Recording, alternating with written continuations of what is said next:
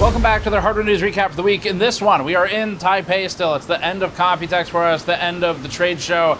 We have some news left from that. It's going to be split over 2 news episodes, but we're also coupling in the usual stuff. So RTX Spark, I got some information on the ground, is scaring a lot of the consumer hardware companies, but also some interesting information about how NVIDIA is treating its partners for that rollout.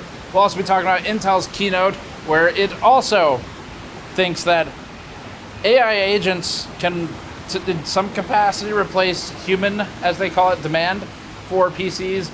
And then additionally, Bambu Lab software continuing to be replaced, where now there's a component that can, it looks like, replace part of the networking aspect for Bambu. You may have also noticed the lightning in the background. That was actually just the most recent 12-volt high power connector going up in smoke. So that's normally, it looks something like what you just saw. In addition to all the other stuff, we'll have some booth coverage of Arctic, Thermaltake, and SilverStone from the show.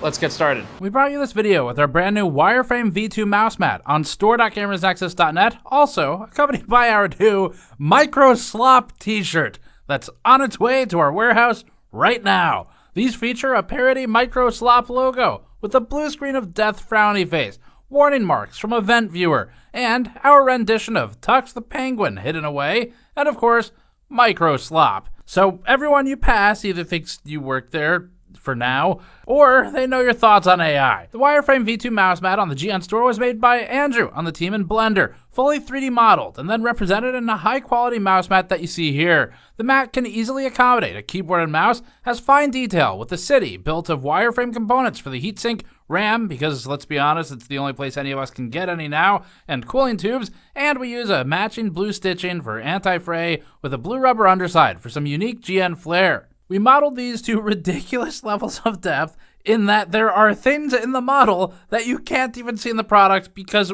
we went that deep with it. Like, for example, the springs underneath the switch, underneath the keycap that's represented in the matte surface. Head to store.gamersnexus.net to support our deep dive, independent research content like this directly. So first up for the usual recap for Computex, we're pretty much done. We have a couple things that may still be going up, like interviews after this, but if you haven't checked out the channel, you should manually visit it and scroll through some of the stuff, because this year, instead of just doing product coverage, we really made an effort to get a bunch of engineers and product managers and developers on camera to share some educational insight to how they do their jobs and the challenges they run into with computer parts. So even if you're out of the market, there's a bunch of stuff in there. As usual, everyone had their engineers and PMs out this year, so great opportunity to learn for us. Anyone interested in working in product manufacturing should definitely check them out. We spoke in depth with Fantex about their EX5 and EX6 case, Cooler Master's Way about cost control and shipping challenges right now, following up his appearance in our documentary recently.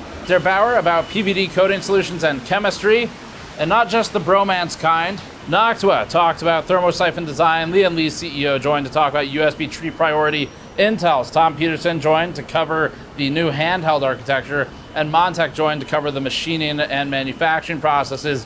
As always, really fun show, really active, learned a lot from the companies, but this was also probably the most challenging one that I've covered, where I've been doing this since 2016 now, coming to Computex, that is.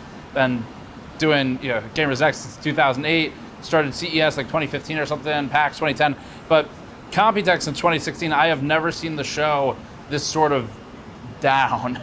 So we made the most of the show to bring you educational content. It's obviously an extremely expensive trip for us since it's international and it requires 3 of us to travel. So we currently have a code on the store to get a free pack of 4 uniquely colored Snowflake the Data Pirate metal doubloon coins. These go great with tabletop gaming as 2-sided flips or just props if you're playing D&D or something and you want some metal, old school style, pirate themed coins for your game. They go great with that. That's why we designed them to go with the dice. And the last time we had these for anything, it was for the $300 supporter pack for the Dystopia campaign. And now we've gone just anything. You type in, "I told you so," on the store at checkout. We're very humble here. We are actually, we're the most humble outlet out of all of them. Like, out of everybody, we are probably the most humble, which is why we have a code, "I told you so," at checkout to give you one of the free packs. It'll show up as a 1 penny discount because not only are we the most humble, we're the most proficient with programming. And by that, I mean, I didn't have a better way to do it, and I wasn't going to vibe code, so I just made it do a 1 penny off discount, and then I told the warehouse team that means to ship a free Snowflake pack. So technically it is a discount in addition to a free pack. Anyway, this money goes directly towards helping us pay for the trip and supporting our team out here, so thank you all for doing that. First up, some commentary from the show floor of Computex. It's always a great time for us to talk to CEOs and engineers and whoever and get some kind of on-the-side information. And this year, I really focused on getting that relating to NVIDIA's RTX Spark and its N1 and N1X solutions that it announced. NVIDIA this past week announced its RTX Spark desktop box, workstation, and laptop, which include NVIDIA SoCs made by MediaTek and a paired CPU-GPU single packaged solution. We filmed one of these from Asus at the show. The Spark sales pitch from NVIDIA is that it's a relatively low power, they say high AI performance, local solution focus that seems to be, we think, guiding NVIDIA and Microsoft collaboratively in an Apple direction. It's sort of completing the circle between the two of them to make a more closed ecosystem and potentially cut out a lot of partners in the future. So a lot of companies we spoke with were concerned about NVIDIA's RTX Spark, including laptop makers who in theory benefit from it because they make laptops with it. And so to give some information on that, one CEO of a case company directly said to me, if NVIDIA can succeed in making these parts mainstream, then where's the place for us in this industry? Which is a dark quote. NVIDIA's Spark placement was pretty controlling as well. This is somewhat standard for NVIDIA at trade shows over the years. We had one of NVIDIA's laptop partners disallow us from picking up or touching the laptop that's supposed to be a Spark device. And it wasn't their fault. They said that NVIDIA told them, and this is like an actual quote, only Jensen can touch these. So, I mean, I tried, but they didn't believe me when I said I'm Jensen. So it's super controlling. Typically, you'll see some level of control over the branding, but it sounds like NVIDIA was just really tight on this stuff. From what I understand, the devices do not have functioning actual parts in them. It's basically a shell, which is maybe why they didn't want us to pick it up, because it's kind of all bullshit. Like, it's just the future exterior of the device, but they didn't have anything ready for the show. From what I understand, that's what they were telling us, one of the partners anyway. In addition to that, Gigabyte told us that they are considered a tier 2 manufacturer, so they're kind of getting bumped down the list. That means that they get reduced supply priority, and that supply comes probably next year rather than this year. NVIDIA, they said, is rationing memory supply in order to support their server solutions. So this bumps down the priority of AIB and laptop partners. Another partner told us that NVIDIA sent staff through to inspect the booth for logo placement, font choice, the display of NVIDIA's products. Speaking with an employee of an AIB partner, we asked if they saw RTX Spark as a threat in the future. Currently, the partners work with NVIDIA for Spark deployments. However, given NVIDIA's slow rollout of the Founders Edition cards over the years into its current success on the consumer side, we think NVIDIA will absolutely be moving towards a Founders Edition RTX Spark in the future. I met up with Paul from Paul's Hardware this morning as of filming, and for his channel, he asked me what's one word to describe Computex, and the word he had for it was just the word depressing, which is how a lot of companies feel at the show from talking to the people who work there, because actually a lot of them have been pushed out of sort of the consumer showcase of the exhibition halls, and they've had to either just not go or source like hotels and cafes and whatever they could, which I think kind of shows what we've all been feeling on the consumer side for a while now, which is a lack of focus. SilverStone, as an example, was in the main hall for 20 years and was not given a spot in the hall this year because they're not AI enough. Even though they have server chassis, workstation parts, all that stuff, not AI enough. Meanwhile, several motherboard manufacturers and OEMs have multiple booths now, and so you have fewer companies controlling more space, leaving less room for other companies, especially ones focused on consumer, which I think is just the perfect microcosm for what the actual industry and the consumer market looks like right now. It's fewer companies in control of more of the power, and you see that all the way down at the trade show level and all the way up to the world market level. So that was kind of our experience with that. As some examples, some companies had 3D printed NVIDIA RTX GPUs in their demo cases. Typically, companies will work with NVIDIA partner staff to source GPUs for exhibition use. One of the companies we spoke with said that NVIDIA was not able to supply them with GPUs this time for demo use. Normally they do that for exhibitions. This time they had to either get their own if they could, or 3D printed or something. Tom's Hardware also had some information gathering at the show. The outlet reports that Intel answered a question about Spark with, quote, NVIDIA puts out great products, right? And they know how to do gaming. They know how to do all these different things. So we always take everything with a healthy dose of paranoia, end quote, before then explaining that ARM solutions have, quote, tons of compatibility, DRAM, and backwards compatibility issues, end quote, and so on. Tom's also reported that AMD stated, quote, you're just wrong if you don't get a Strix-Halo notebook, end quote, in response to questions about Spark. Although not a member of the hardware industry, we even spotted a tweet from Jerry Holkins, aka Tycho of Gabe and Tycho Penny Arcade fame, that resonated well, where he said, quote, NVIDIA was always going to own the whole box, right? The AI sideshow was unexpected, but I feel like it was always going here, end quote. ARM on Windows has been tried a lot. It has failed a few times. If anyone can make it work, though, it would be NVIDIA with Microsoft. So we'll see where that goes. I do agree with Jerry, though, on that quote. And many of the people we spoke with in the industry did just kind of express a general being scared for what's happening next with the consolidated power and monopolization. So Rob Teller's introductory quote to the documentary was absolutely spot on. He was just a little earlier than most of the industry, as often has been the case. Up next, memory makers are raking in the billions. Driven by AI data centers hoovering up the global semiconductor supply, the world's 3 largest memory manufacturers have exceeded a $1 trillion market cap. Samsung suddenly became the first memory manufacturer to reach a $1 trillion mark in early May after its stock increased by more than 15%. CNBC noted that Samsung was the second company from Asia with a $1 trillion market cap, following TSMC. Micron and SK Hynix followed suit several weeks later. Micron, Samsung, and SK Hynix dominate the memory industry. Together, they account for the vast majority of the memory manufactured in the world. Chinese memory manufacturers, like CXMT primarily, are trying to catch up by increasing supply, but these companies remain a distant player in the current market, at least partly due to US bans. NVIDIA sources memory from all 3 major memory manufacturers, and as a result, they have ridden NVIDIA's coattails to reach an all-time high value. NVIDIA highlighted all 3 in its recent GTC keynote as contributing to the Vera Rubin platform. The 7 new chips that make up Vera Rubin take shape through hundreds of processing steps. 3-nanometer process, CoWoS-R and CoWoS-L packaging, HBM4 memory from Micron, SK Hynix, and Samsung. NVIDIA's partnership with the memory vendors includes aligning product roadmaps. For example, in a joint interview between Dell and NVIDIA CEO Jensen Huang with GN superfan Bloomberg, Huang talked about meeting with Micron and SK Hynix years ago to ensure their products worked together. We spent a lot of time with the supply chain. I mean, if you ask Sanjay Mitra over at Micron, he'll tell you 3 years ago, during a meeting, I explained the future to him exactly as it's happening right now.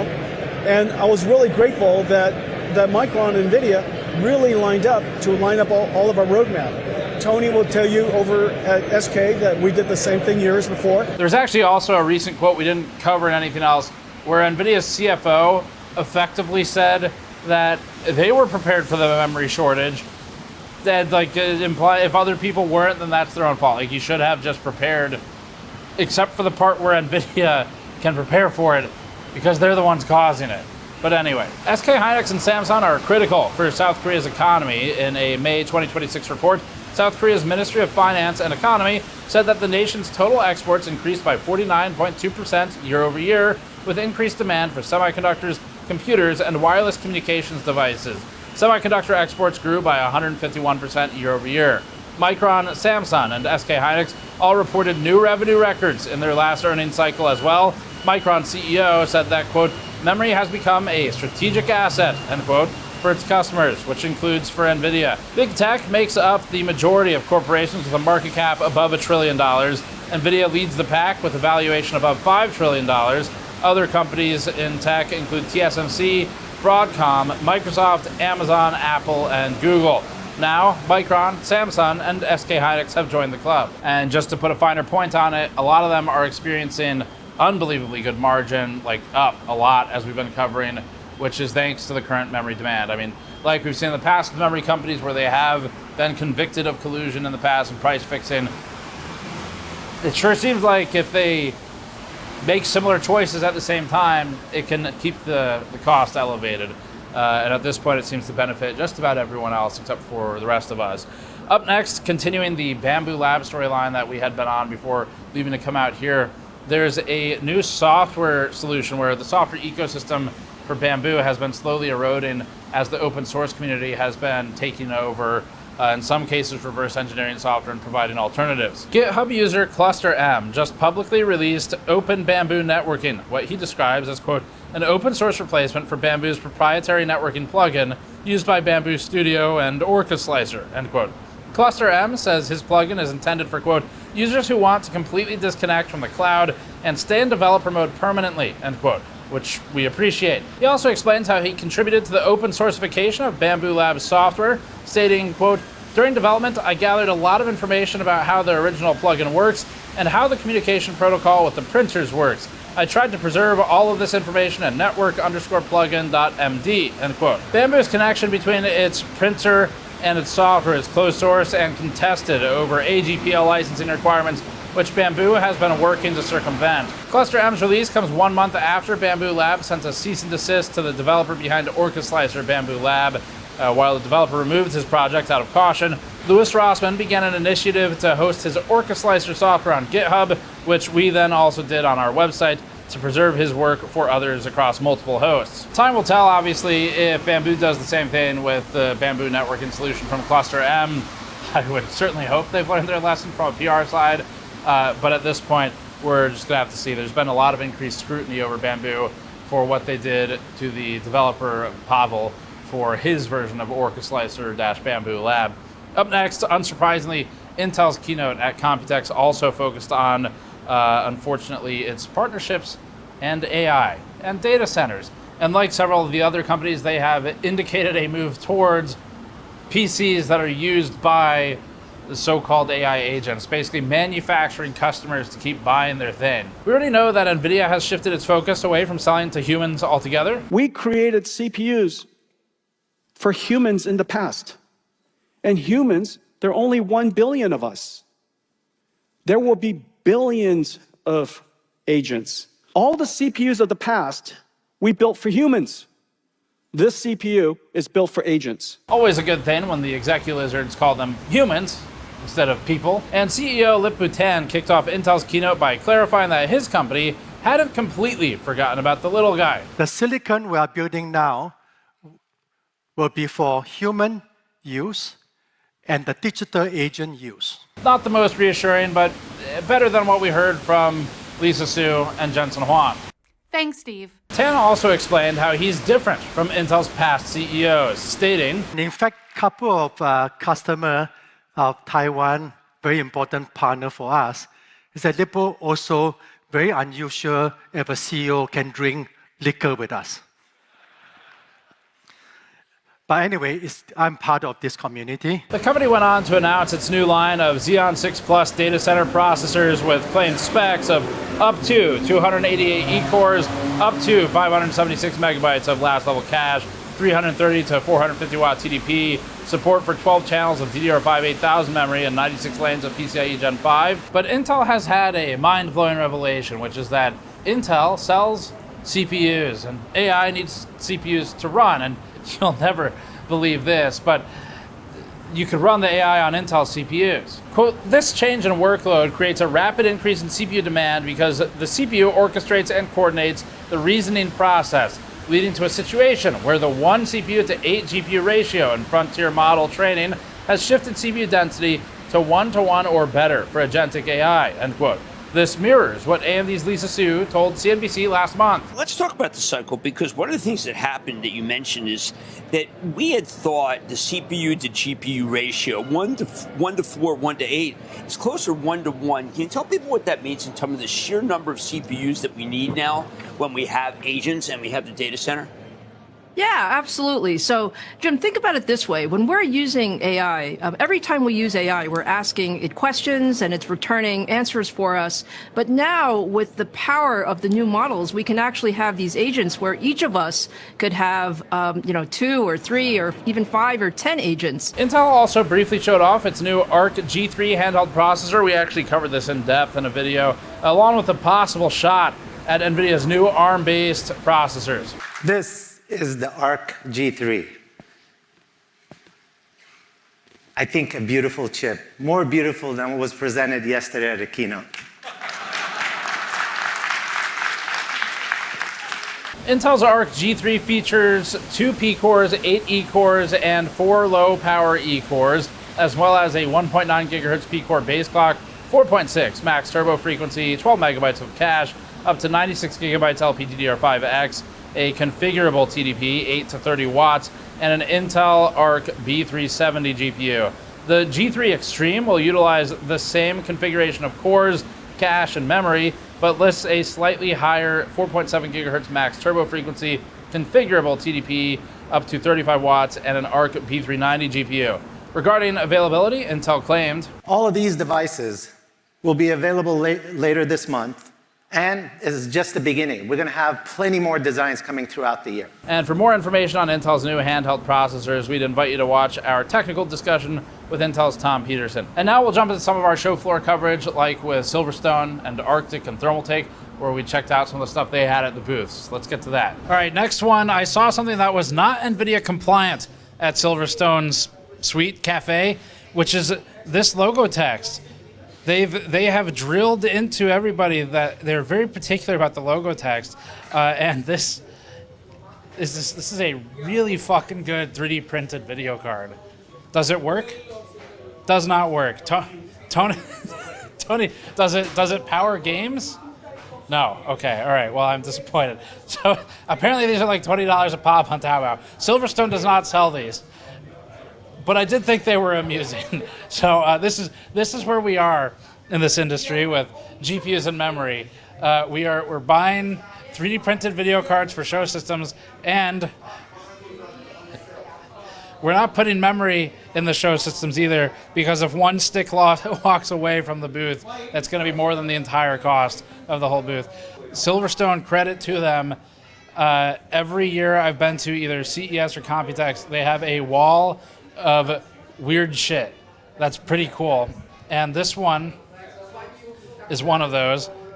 So Silverstone was explaining to me that the people who work on the products are kind of given some amount of allowance to just work on weird ideas that they have, different ideas. And this is a M.2 NVMe heatsink with a camera mount on it. And USB-C, 20 gigabit per second. This was funny to me. This is a SATA SATA adapted like M.2 device. So we've gone full circle where first there were too many SATA ports, and so we needed to take away the SATA ports to make room for other stuff on the board, including M.2. And now we need more SATA ports because we've taken away too many SATA ports, and so you end up with this, which this is actually, I think, maybe useful for people who are heavy on the drives, like 3.5 especially, and still building in traditional cases. Wendell would like this one. So this is it 8? It's 8 M.2 NVMe drives that mount into a 5 1/4. So this is so heavy for what it is. It's got 2 big fans on the back. I think these are 40 by 20s, the fans, 40 mil, 20 mil thick. That can go into a 5 1/4 bay on your case. So I don't know, maybe you buy an FLP series case and then you shove one of these in there or something. I don't know what you do with the interface on the back at that point, but it'd be a weird build. Let's move over to the FLP03. So Silverstone's had FLP cases for a couple years now. This started as a joke, like literally an April Fool's joke with a smaller set-top style box. Then they did the FLP02, which is an awesome case. FLP03 is micro ATX. We're seeing a lot more of this at the show. Same sort of face to it all. The tooling is the same as this X1M SETA case, but they change out the colorway, and then there's a few changes to the specs. But for the core specs, so 180 fan on the front bottom here. The top has 3 5 1/4 bays with a 4th that's occupied for the FLP style plate with the turbo button and the fan PWM readout. Silverstone was talking about maybe changing the lock functionality and some of the functions so that if you have like a one-click overclock type of option on your motherboard, so some of them have jumpers, then you could theoretically wire this to that and do the one-click overclock through the front panel. So FLP03 is expanding. They're supposed to be under $200 for this one. It includes a 120 rear as well, the 180 front bottom. If you don't use any of these top, the 5 1/4s, you can pull those out and put a 140 there also. So that's kind of where they're going with the FLP series. But let's move on to the last couple. So this is kind of like a workstation enthusiast type of case. This is called the Ultra Fort 5110. It's full gamer. This case, so unfortunately it is in the AI section of the booth.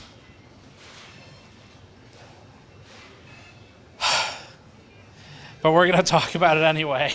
From the case standpoint, for me, the fun aspect, I guess, I looked at it, I was like, oh, okay, cool, dual power supply. No, wrong, actually 3 power supply on the back. So if you're not using all 12 of the expansion, the PCIe slots, there is a 3rd power supply spot there. I guess you start front mounting a bunch of drives, you maybe lose access to this power supply, so then you go back to 2. They have this giant bar for GPU support. Currently has a dual CPU board in there right now, and I mean, it's really just I thought it was a cool high-end sort of enthusiast type of old school chassis that I might have built in previously, but this is supposed to be $200 to $300 on the dual purpose side of things. So WS520R.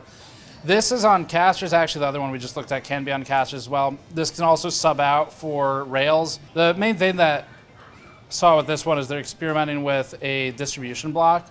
This is an AlphaCool distro plate, and I don't think I've seen that personally. And okay, everything is under control. Don't touch the case too hard, or things will fall off. The front panel is pretty cool too. So anyway, we've liked some of SilverStone's rolling workstation cases in the past. I think I showed one at least 1 or 2 Computexes ago that we focused on. But that's going to be it for the suite for this year.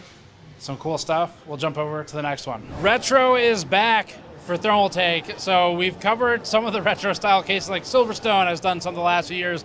This one is an ATX case, $90. Going to come with 3 fans, 120 millimeters. Thermaltake here is targeting the budget range of cases. But they are theming it for retro, where they've got the sort of floppy disk, insert in the front panel. This is like, I don't know, almost a Venetian blind style plastic, so you're not going to get a ton of airflow through this, but we saw that with SilverStones also, where they're really more targeting the look than anything else. Panels, so they've got these lower quarter panels. This is based on one of Thermaltake's other cases, just recolored. And then for the cooler, this is the Retro 360 TG. So for this, the pump cap actually can come off. There we go. Comes off, and this is kind of a funny way to do it, but pogo pins, which is great. We want to see pogo pins to the screen itself.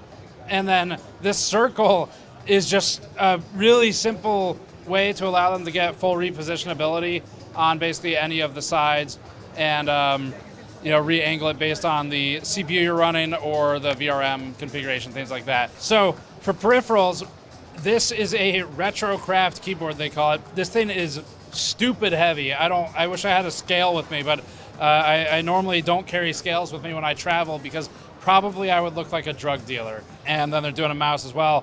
I did have I unfortunately did not ask one of the questions before shooting, which is, Thermal Mike, have you, I have a product request for you. I have my, okay. Yes. He wanted to take his fan off before. Look, it's very hot in Taiwan, okay? It is. What's up? I have a killer product for you. Why does it not have a ball? Yeah. How did you know? Because I thought I've had one other person ask the same thing. You took the balls away. We did take the balls away. Why did you take the balls away? I think, I don't know, should we bring them back? I think everyone should be more open to balls on mice. Does everybody want to be able to take that out and clean it every now and then? That's a lost art. Yeah. People don't know how to do that anymore. I'm old enough to say I've done it. The kids have it easy these days. Yeah, they do. All right, so this is a Capo X from Thermaltake, where this is a dual system case. We've seen dual system cases over the years. This one is dual micro ATX. So for the case itself, kind of tall to fit the dual system stacked. And then it is dual power supply as well, as you would need for 2 full systems. The fans, for the most part, are 120, 140 basically everywhere. You can see a fan right now. So back 140s for each system. It's almost like they copy pasted the block here, to both sides, where the top's got this sunken radiator. So there's a 240 mil up here, sunken a little bit deeper to offset it, stagger it from the lower radiator. These have rails for 140s. They have 120s in there right now. Same with the bottom, 120s right now. It can do 140s. And then it's got the curved glass corner, which we're seeing a lot more of lately. The back side of the case, we can see better over here. So this is dual power supply, where it's going to be one for each system isolated. And then on the inside, just a lot of depth for cable management, because obviously, it's dual chamber, so the power supply's back here, so you got all that depth for cable management. And then we can see the radiators as well. So that's the CapEx they're doing. I think it was $190 for this, no fans for this one. But there's more to look at. I found the most effective way for Thermaltake to cut costs on real estate. I don't know how much this booth costs per square foot. I'm assuming it is unbelievably expensive. And this takes up at least like 0.5% of it. So this is a 2-system AX200 that, although elevated, is still impossibly large. Drive cage support that's installed. Looks like there might be space for more up here, but let's just go through them. So 1, 2, 3, 4, 5, 6, 7, 8, 10, 12. So 12 drive cages that are installed at least. It can do 2 systems that are just mirrored from each other. So this one's oriented in a traditional layout. There's a workstation board, SSI EEB, and then the backside is inverted mirrored from this, basically. I stand corrected. It was 12 on that side, and then there's another, it looks like 8 on this side. I think you can also reconfigure the rails and everything in here. They do have these rails for fans where you've got 120 support, 140, and it looks like this might be a 200. Yeah, there's a 20 right there, so that means 200. So go up to 200 mil. I think they've shown this case before somewhere, but this is maybe the first time I'm seeing it. And then power supply stuffed in down here. You're going to need really long cables for this system if you build in it, I guess. It does have casters, which is good. Really, it needs levitation at this point, not just casters, but those will still help. And then top, there are, I think, are those 140s? Those might be 140s. It looks like it's 4 140s installed for this side, and then it's 3 fans on the other side on the radiator, and then they've got fans in the front. I mean, it's a gigantic case. It's just kind of fun. I don't know. I don't suspect a lot of people buy these, but it's always fun to see them at the booth, and I really would love to hear actual use cases if you're one of the people who does something like this. But anyway, let's move on to the next one. We'll go to something more consumer focused. So for Core PX, Thermaltake years ago made the Core P3 and a Core P5. They had some other variations too. The P3 is actually one of my favorite cases that I've worked with, which is because it's basically a test bench. With our old P3s, we separated it from all the stand, the wall mount, all that stuff, and we use one in our acoustic chamber for video card testing for the fans, which is just because it's really easy to work on. And then the other one we use for our acoustic chamber outside for our passive system because it's easy to maintain. That one does have the glass on it, but the glass is removable with basically 4 of these pegs that just screw on giant bolts.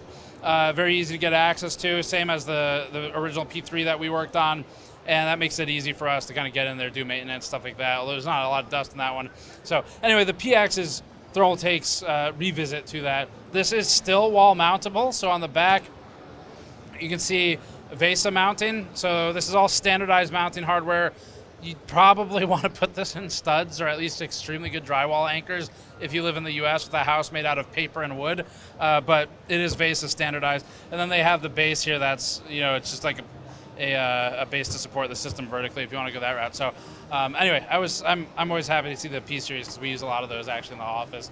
And let's do, the last thing is the power supply. All right, so last one for Thermaltake is what they're calling dock power. This, when I first saw it, I was not 100% sure of the use cases, but then, I started to understand. So it's a modular power supply, in that the modularity is also modular. It's recursively modular squared, if you will. And basically they just have a thumb screw here. Thank you, we're getting some help from Vitalii here. There we go. So this is as I understand it, a 30U connector. I think this is used in servers. This is not a Thermaltake connector. This is like something that's on the market and used for high power applications. I think for hot swap power supplies and servers. But sockets in, and then the modular part modularly comes off. And at first my question was, why? And then my second question was, okay, but still why?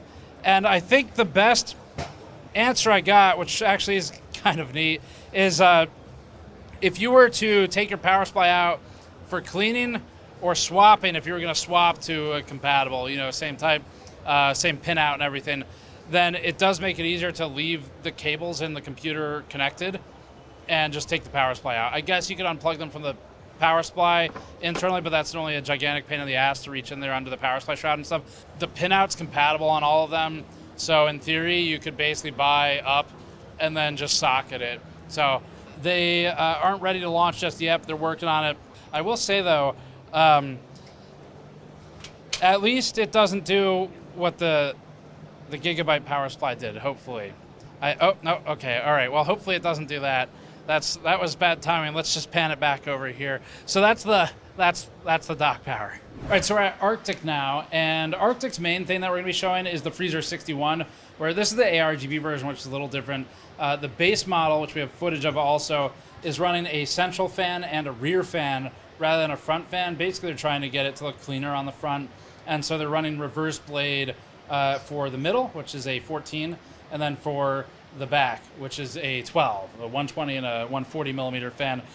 6 heat pipes, 6 millimeters each, direct touch or direct contact cold plate for it, so the heat pipes directly contact the CPU IHS, and Arctic is basically just trying to bring in a dual tower cooler solution that is on the sort of the mid-range of the market. The plan for this one's $55, Q3, and they're not doing a contact plate or anything like that. It's just a more standard mounting mechanism. The ARGB version moves the fans so that there's one at the front instead, because ARGB, and then they still keep the central 140. They've got these, which we just saw something similar to this with Roman. Everyone seems to come up with the same ideas at the same time, where this is a PCB bridge.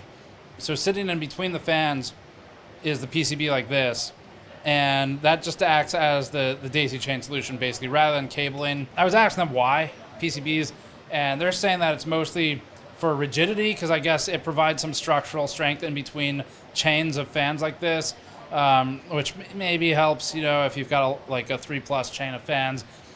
And then they were also saying that it just helps with the power transfer being simpler rather than using the cabling for everything. Apparently cleans some stuff up internally as well. So I guess there's some cost benefit there. As for the extender mini, so it comes with a couple fans. They are following up the original extender. Arctic's trying to kind of clean up a bunch of the criticisms people had. The top panel does line up the dust filter and the actual top metal and the internal metal so that the grid is all perfectly overlapping. So in other words, you're not eating into the airflow space. And I'm not sure if we'll review the case. We'll take a look at it, but it's it's a micro ATX case basically, so it follows up their extender series cases. Last thing Arctic has is a fan controller, where this is a 10 fan controller in total. So it does 5 fans per side, and it can support 2 amps per header, but a max of, I think it was 4.5 amps. So per header is higher than the total device, powered by SATA. This is being developed to have Linux support as well, and they're also working with Signal RGB on support. So basically, it's just a lot of fans you can plug into one hub. They did have this kind of fun demo too, where this is a motion sensing fan wall. You'll notice the RGB LEDs are following me. So Signal RGB did this. They built the software for this. It's connected to this Elgato camera back here. Kind of fun. But other than that, we do have a pretty cool interview with Arctic's CEO and founder, and that'll be in a separate video coming up later, so you'll want to check back for that. That's it for this one. Thanks for watching. As always, we have another hardware news recap coming up, as usual, that will also contain, though, some of the Computex coverage. So that should be our last bit for the show, and subscribe for more. Check out everything that we've uploaded if you want to see some of the interviews. We have a lot more coming up after, including some more deep dive documentary pieces and research pieces, and I think that recaps it, because I need to go use an entire towel for just my face, because I've been standing outside for 40 minutes, And the water here, it's amazing. It just materializes on your skin. It's like literally walking in a pool. But I do love it in Taipei. That's it for this one. Thanks for watching. We'll see you all next time.